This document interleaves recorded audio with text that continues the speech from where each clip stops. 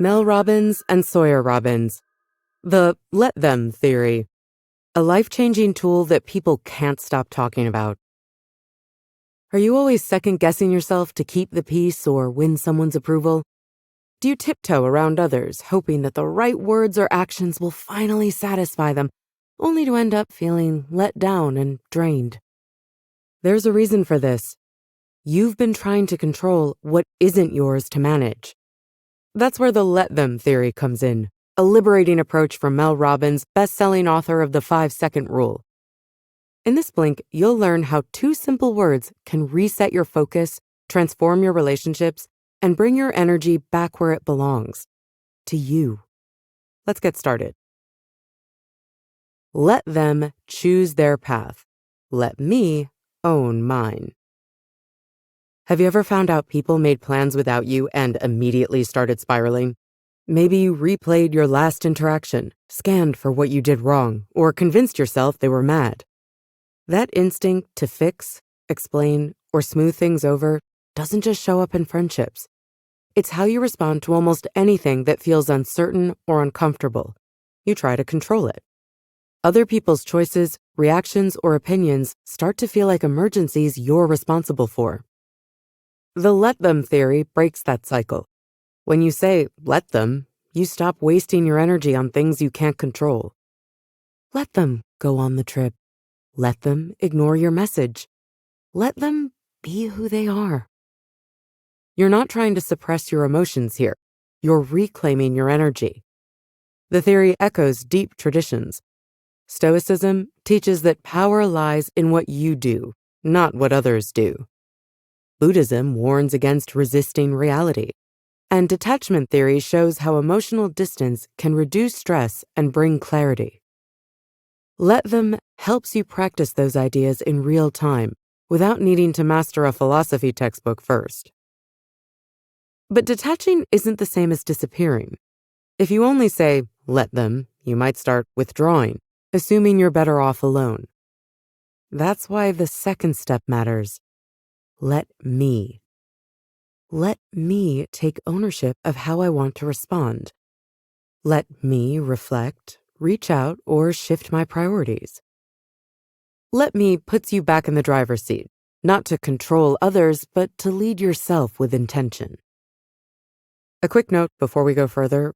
While the Let Them Theory can be adapted for parenting, Mel Robbins, and consequently this blink, focuses on its use in adult relationships. She recommends a different approach when it comes to kids. Also, if applying the theory leaves you feeling isolated instead of grounded, you're doing it wrong. It's a sign to re-engage with the second step. Let Them helps you let go, but it's let me that fuels transformation.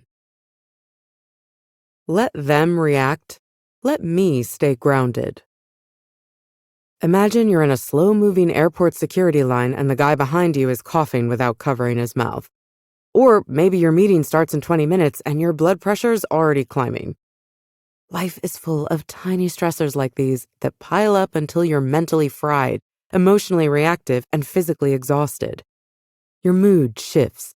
You're no longer focused on your day, you're stuck reacting to someone else's. That's how stress hijacks you. The smallest triggers can pull you into a state of irritation, anxiety, or helplessness. Let Them breaks that chain. Let them cough. Let them speak too loudly. Let them send that email. Let them do whatever they're gonna do. You don't have to like it, but when you stop trying to control what you can't, you stop letting it wreck your day. Science backs this up, too. According to Harvard physician Dr. Aditi Nerurkar, chronic stress rewires your brain. When you're overwhelmed, the amygdala takes over, pushing you into fight or flight. Meanwhile, the prefrontal cortex, the part that helps you plan, focus, and respond thoughtfully, goes offline. The result? You feel stuck, reactive, and drained without even knowing why. That's where Let Me comes in. Let me take a breath. Let me pause before I respond. Deep breathing activates the vagus nerve, sending a signal to your brain to stand down. You regain your clarity. You decide how to respond. This 2-step move works at any scale. Your boss keeps stringing you along? Let them. Let me focus on finding something better. Your coworker sends another passive-aggressive message? Let them. Let me choose not to bite. The problem is that you let other people's behavior run your nervous system. You'll never control what they do, but you can always decide how much access they have to your energy. Let them helps you stay grounded. Let me helps you take control. Let them judge. Let me live true to myself. What would you do if you weren't afraid of being judged? Would you share your artwork? Apply for that role? Speak up in the meeting? Many of us live as if other people's opinions are traffic signals. Green means go, red means stop. The result? We build lives around imagined approval, not authentic desires. Or, as Robbins puts it, echoing poet Mary Oliver, let me do what I want to do with my one wild and precious life. The let them theory offers you a radical reset. Let them think you're too much. Let them roll their eyes. Let them believe you're doing it all wrong. Other people will always have thoughts about you, and not all of them will be kind. There's nothing you can do about that.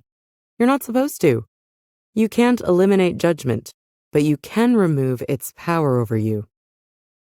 Early in Robin's speaking career, she followed the formula for success: build a site, get testimonials, and so on, but stalled for years at the final step, posting about herself online. Why? Fear of what friends might think. That fear, though unspoken, was stronger than her ambition. And she's not alone. From procrastination to perfectionism, much of our self-doubt stems from a desire to avoid criticism. Even the people who love you think negative thoughts about you. Daily. Your partner, your kids, your best friends, they all judge you sometimes. And they still love you. Judgment and love can coexist. Criticism doesn't cancel connection. The let me part of the theory is where your power lies. Let me share my work. Let me choose what matters. Let me show up in a way that makes me proud. When you act in line with your values, your self-respect strengthens, and their opinions fade. Letting go doesn't mean giving up. It means redirecting your energy toward what you can control. The moment you stop managing other people's perceptions is the moment you start owning your life. Whether it's posting that photo, making a bold choice, or saying what you really think, the question shifts from, will they approve, to will I be proud of this? That's the shift the let them theory enables. Less fear, more freedom. Let them feel. Let me choose clearly. Have you ever faced the silent treatment and wondered what you did wrong? Or felt yourself caving to a guilt trip just to keep the peace? Maybe someone blew up at you and you spent hours replaying it in your head, trying to make sense of it. Moments like these are more common than you think, and more draining than they should be. Many grown-ups have never learned to handle difficult emotions, so they sulk, rage, ghost, or lash out. Not because you failed them, but because they never learned how to process discomfort. And you've probably made it your job to manage their emotions, walking on eggshells, avoiding conflict, and saying yes when you mean no. Let them interrupts this cycle. Let them pout. Let them send dramatic texts. Let them pretend nothing happened. It might seem like you're being cold, but you're not. What you're really doing is stepping out of a pattern where their emotional immaturity dictates your decisions.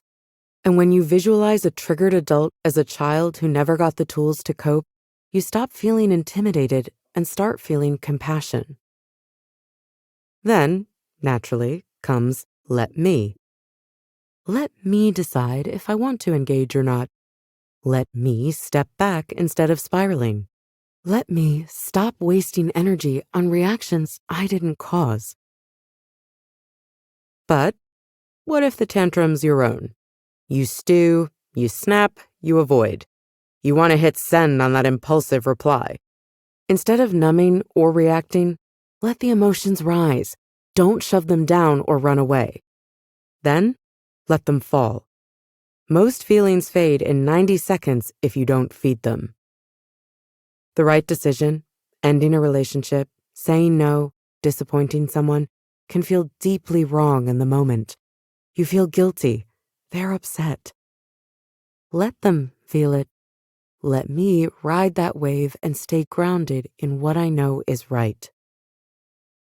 Let them helps you stay grounded. Let me puts your energy back where it belongs. Let them shine. Let me own my own path. Have you ever looked at someone else's life and felt instantly behind? Their job title, house, appearance, or even metabolism can make your own life feel small by comparison. But let's be honest, life was never fair to begin with, and comparing only makes it worse. The more you focus on what others have, the more disconnected you feel from what's actually possible for you. Robin's daughter and co-author Sawyer felt this way for years.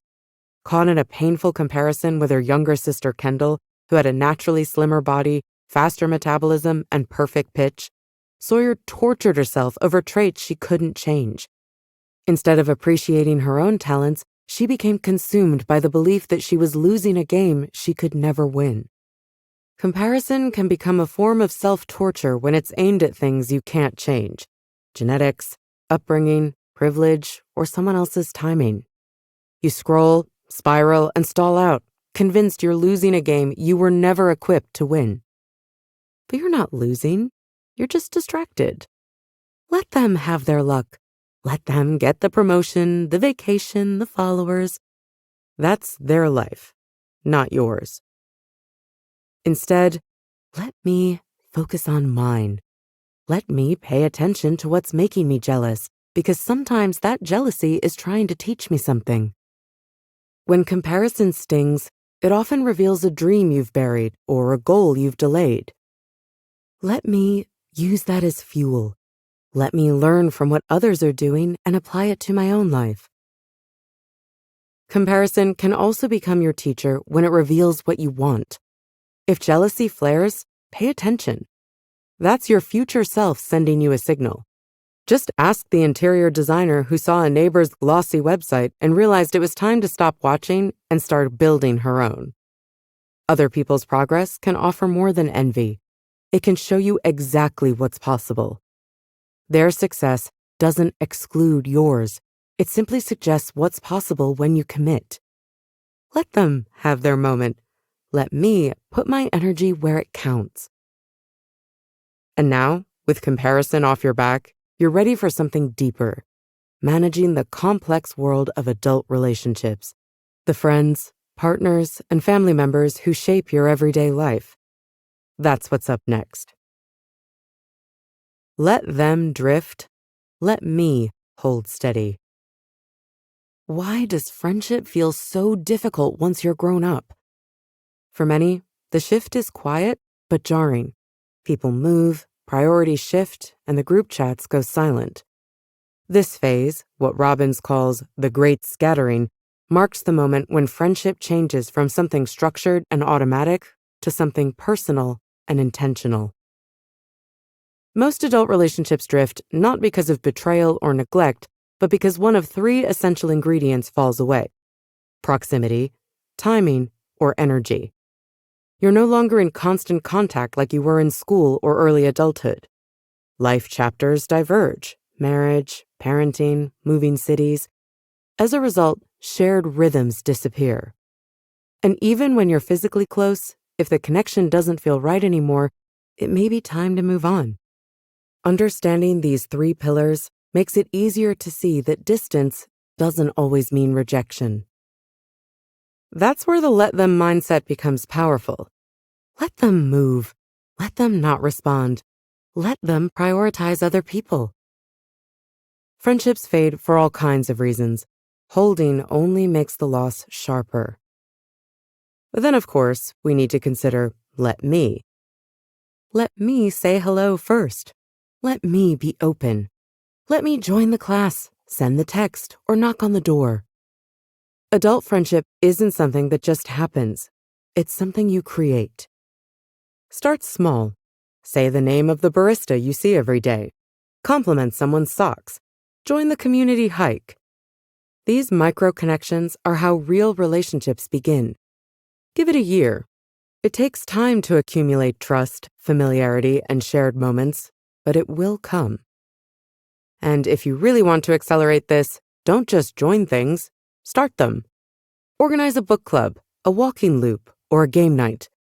Building a local community around your interests is often the fastest way to find your people. Adult friendship requires flexibility, effort, and maturity. It can also deliver some of the richest relationships of your life, many of which you haven't discovered yet. Let them drift. Let me begin. Let them resist. Let me lead differently. Have you ever worried about someone's health? Maybe it's your partner, a sibling, or a close friend. You've begged them to start exercising, cooked healthy meals, even bought them a gym membership or fitness equipment. But nothing seems to stick. And the more you try, the more they dig in. You're frustrated, exhausted, and secretly scared. You just want them to care as much as you do. When you want someone to change, it's often because you love them.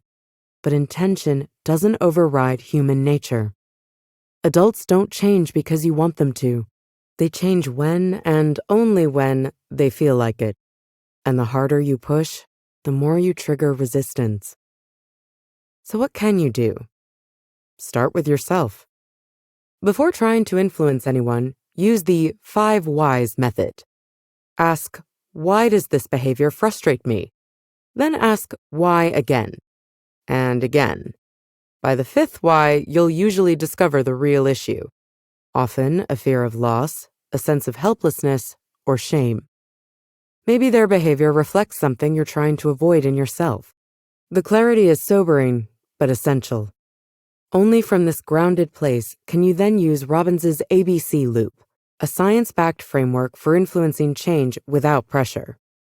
First, apologize for trying to control them, and ask open-ended questions that invite reflection, like, how do you feel about your health right now? Then, back off and observe. Stop trying to fix them. Instead, focus on yourself. Show, not tell, what positive change looks like. Finally, celebrate any small progress with genuine warmth. Positive reinforcement, not pressure, is what creates momentum. Let them stay inactive. Let them skip the gym. Let me show what's possible. Let me walk the walk. Let me trust that my influence matters more than my judgment. Change doesn't happen when you pressure someone into it. It begins when you stop trying to control and start leading by quiet example. Let them fall. Let me stand beside them. Have you ever poured yourself into helping someone only to realize they're not ready to help themselves? You offer support, advice, even money, but nothing changes. They avoid hard conversations. They resist therapy. They make the same painful choices again and again. And slowly, you begin to lose yourself trying to save them. It's one of the hardest truths about healing. People don't get better because you want them to. Change begins only when they decide to, and some people never reach that point. Let them ignore your advice. Let them resist help. Let them make their own mistakes.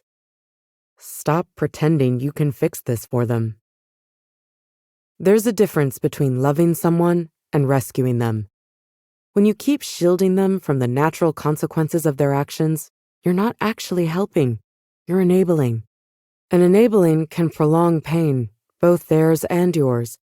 Instead of pouring energy into lifelines they won't grab, protect your boundaries. If you're financially supporting someone, clarify your terms. Help can have conditions. You can live here if you're sober. I'll pay for school if you attend. But if those conditions aren't met, stop funding their behavior. Yes, they may lash out. Yes, it will hurt, but your boundary might be the wake-up call they need. Instead of trying to rescue, create an environment for change. Clean the apartment, drop off groceries, sit beside them without demanding answers. Give support without requiring them to explain what would help. They are often unable to articulate it. Let me stop fixing. Let me believe in their strength. There's quiet power in standing beside them instead of pulling them forward. When you act like someone can face what they're avoiding, they start to believe it too. And that belief is the bridge to healing. Next, we'll look at how to choose the love you truly deserve and stop settling for less. Let them go. Let me choose real love. You want love, real love. But somewhere between swiping right and trying not to get hurt, dating can start to feel like a maze without an exit. You wonder if you're too much or not enough. You fall for potential, ignore red flags, and stay in relationships that don't move forward, hoping that someday they will. But love isn't found by chasing it. It's chosen. Stop trying to win over people who can't meet you where you are. If they ghost, won't commit, or keep you at arm's length, let them. Let them show you who they are. Let them walk. Let them not like you. When someone pulls away, don't take it as rejection. Take it as a compass reset. If you keep ending up with the emotionally unavailable, look closer. Are you drawn to the chase? Do you fall for people you want to fix or prove yourself to? If so, the pattern won't change until you do. Be honest. Be single. Let me stop chasing potential and start living in reality. And when things seem promising, don't be afraid to have the commitment conversation. Frame it with clarity. This has been amazing. I'm looking for something long-term, and I value my time. If we're not on the same page, that's okay, but I need to know. No guilt, no games, just truth. And if they say no, let them.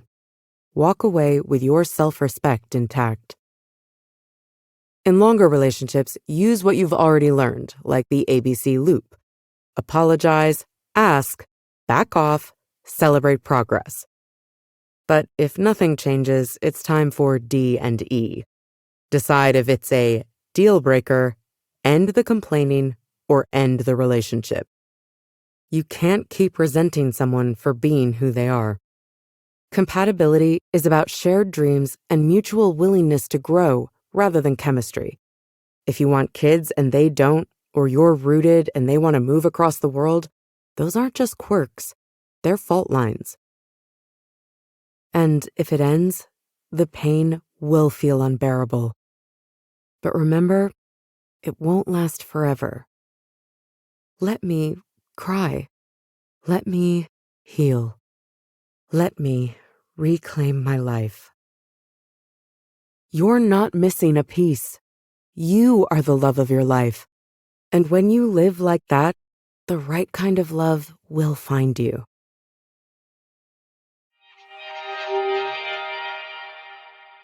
In this link to The Let Them Theory by Mel Robbins, you've learned that freedom comes from letting go of control and stepping into ownership. Let them means accepting that you can't manage other people's reactions, choices, or emotions. Let them be distant, messy, resistant, or disappointing. Trying to fix or control them only leaves you drained. Let me shifts the focus inward. Let me speak honestly, walk away, hold a boundary, or take the leap I've been avoiding. Instead of waiting for others to change, you take responsibility for your own peace, growth, and direction. Together, these two small phrases unlock major transformation. When you stop pouring your energy into resistance or people-pleasing, you gain clarity, confidence, and calm. The result? Stronger relationships, better boundaries, and a life that feels more like your own. Let them choose their path. Let me walk mine. Okay, and that is it for this Blink. We really hope you enjoyed it. And if you can, please take the time to leave us a rating because we always appreciate your feedback. I'll see you in the next Blink. Bye.